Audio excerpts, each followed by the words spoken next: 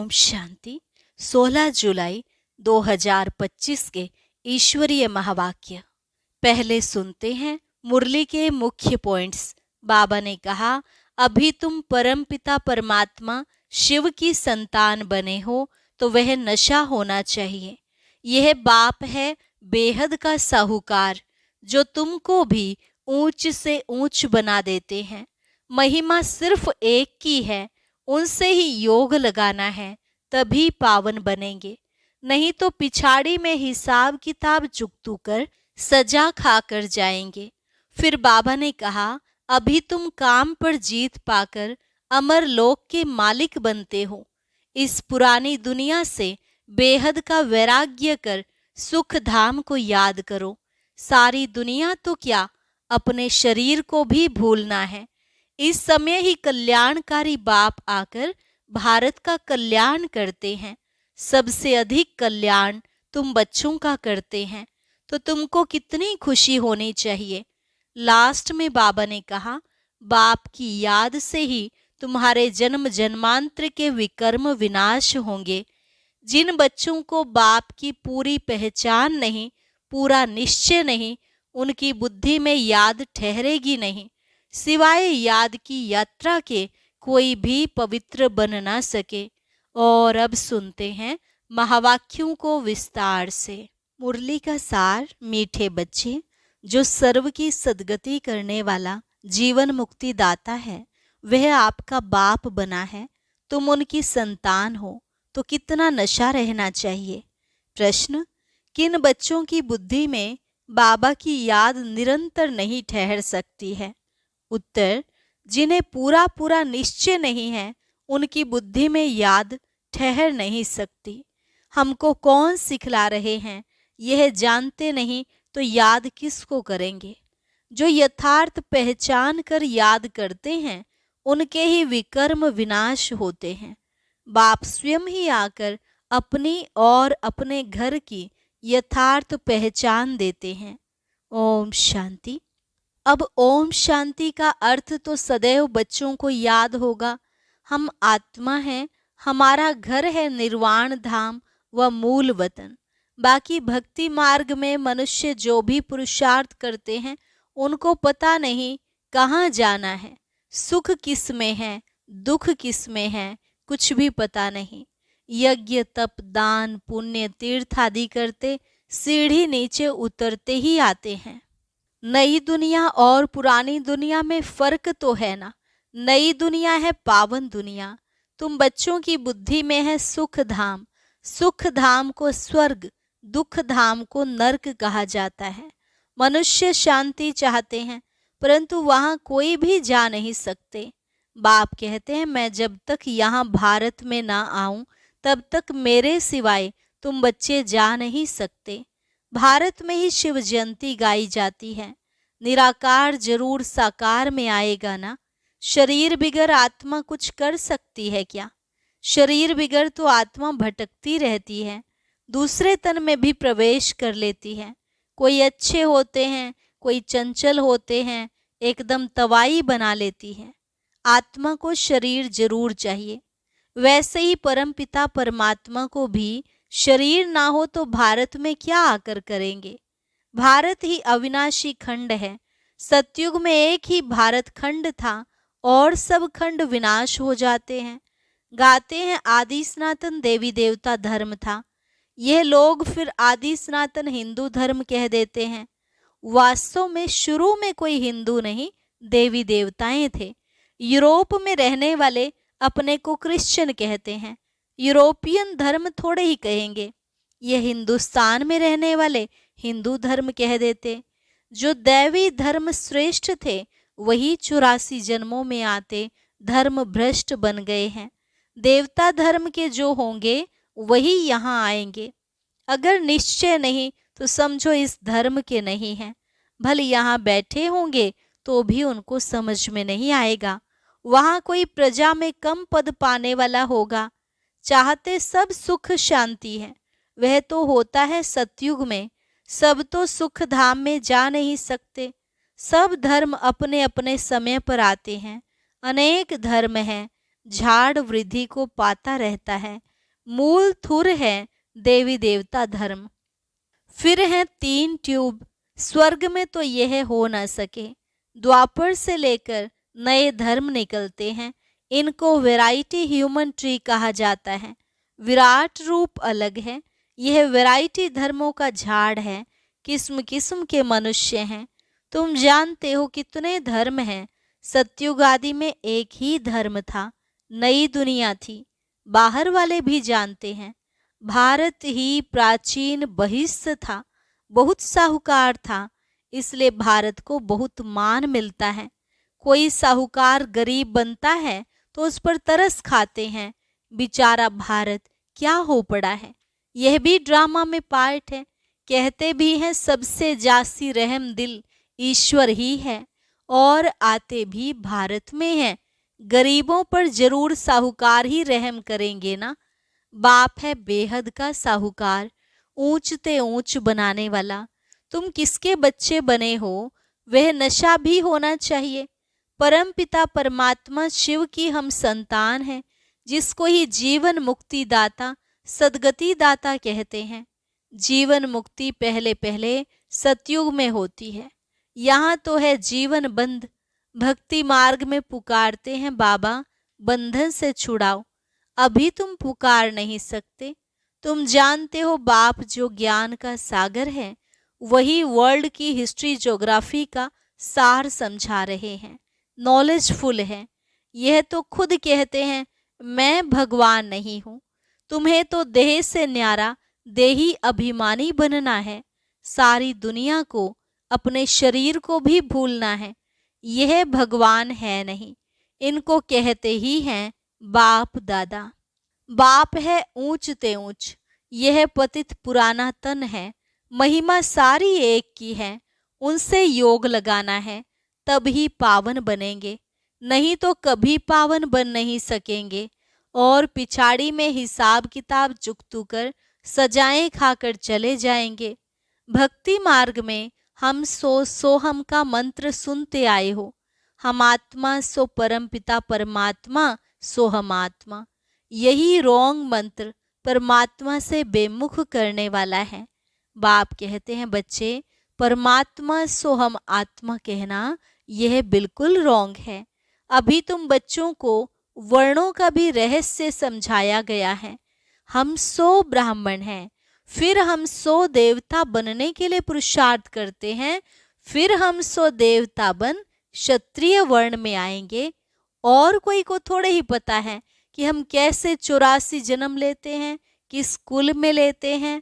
तुम अभी समझते हो हम ब्राह्मण हैं, बाबा तो ब्राह्मण नहीं है, तुम ही इन वर्णों में आते हो। अब ब्राह्मण धर्म में अडॉप्ट किया है। शिव बाबा द्वारा प्रजापिता ब्रह्मा की संतान बने हो। यह भी जानते हो निराकारी आत्माएं असली ईश्वरीय कुल की हैं। निराकारी दुनिया में रहने वाली हैं, फिर साकारी दुनिया में आती हैं। पार्ट बजाने आना पड़ता है, वहां से आए, फिर हमने देवता कुल में 8 जन्म लिए, फिर हम क्षत्रिय कुल में वैश्य कुल में जाते हैं। बाप समझाते हैं तुमने इतने जन्म दैवी कुल में लिए, फिर इतने जन्म क्षत्रिय कुल में लिए, 84 जन्मों का चक्र है। तुम्हारे बिगर यह ज्ञान और कोई को मिल न सके।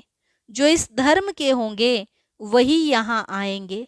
राजधानी स्थापन हो रही है, कोई राजा रानी, कोई प्रजा बनेंगे।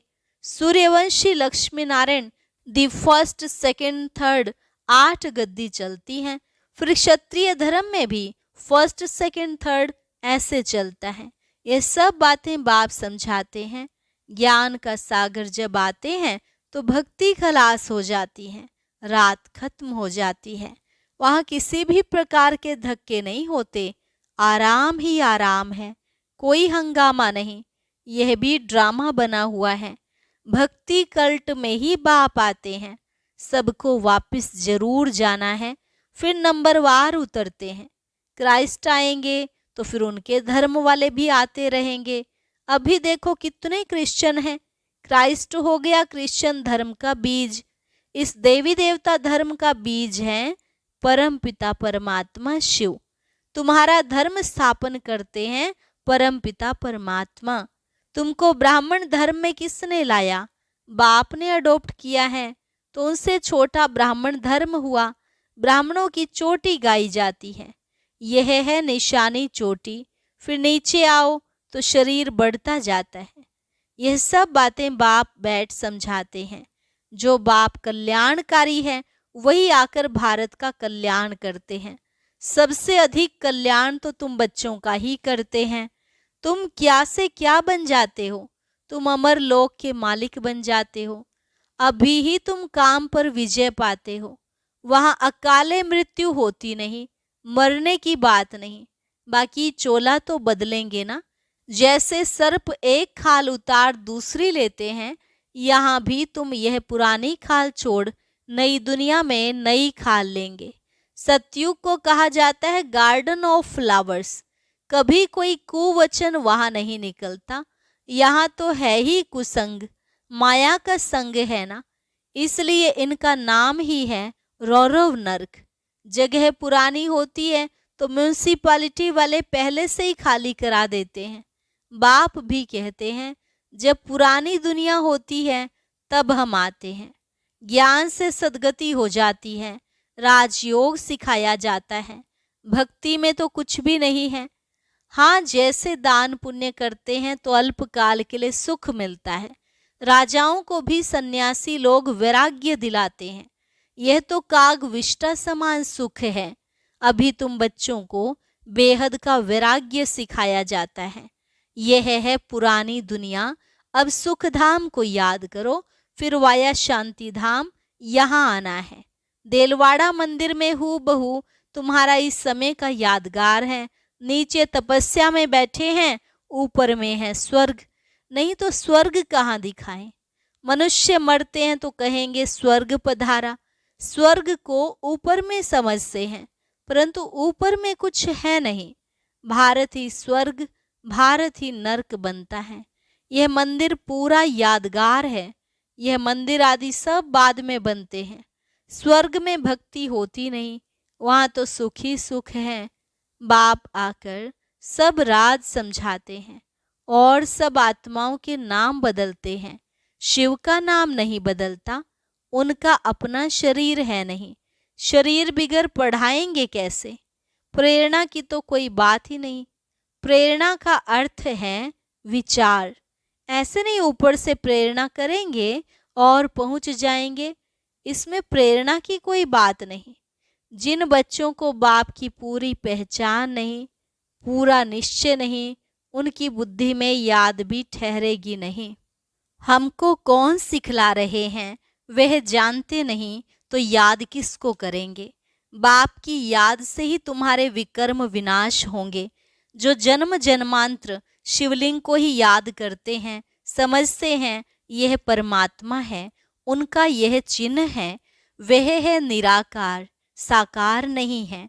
बाप कहते हैं मुझे भी प्रकृति का आधार लेना पड़ता है, नहीं तो तुमको सृष्टि चक्र का राज कैसे समझाऊं। यह है रूहानी नॉलेज। रूहों को ही यह नॉलेज मिलती है। यह नॉलेज एक बाप ही दे सकते हैं। पुनर्जन्म तो लेना ही है। सब एक्टर्स को पार्ट मिला हुआ है। निर्वाण में कोई भी जा नहीं सकता, मोक्ष को पा नहीं सकते। जो नंबर 1 विश्व के मालिक बनते हैं वही 84 जन्मों में आते हैं। चक्र जरूर लगाना है।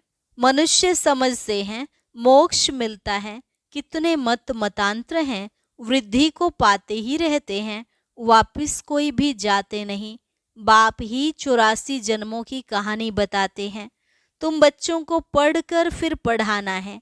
यह रूहानी नॉलेज सिवाय तुम्हारे और कोई दे न सके। न शूद्र न देवताएं दे सकते। सतयुग में दुर्गति होती नहीं। जो नॉलेज मिले, यह नॉलेज है ही सदगति के लिए।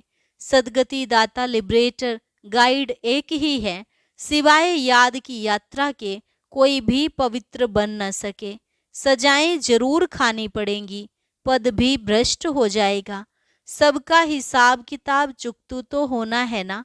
तुमको तुम्हारी ही बात समझाते हैं और धर्मों में जाने की क्या पड़ी है। भारतवासियों को ही यह नॉलेज मिलती है।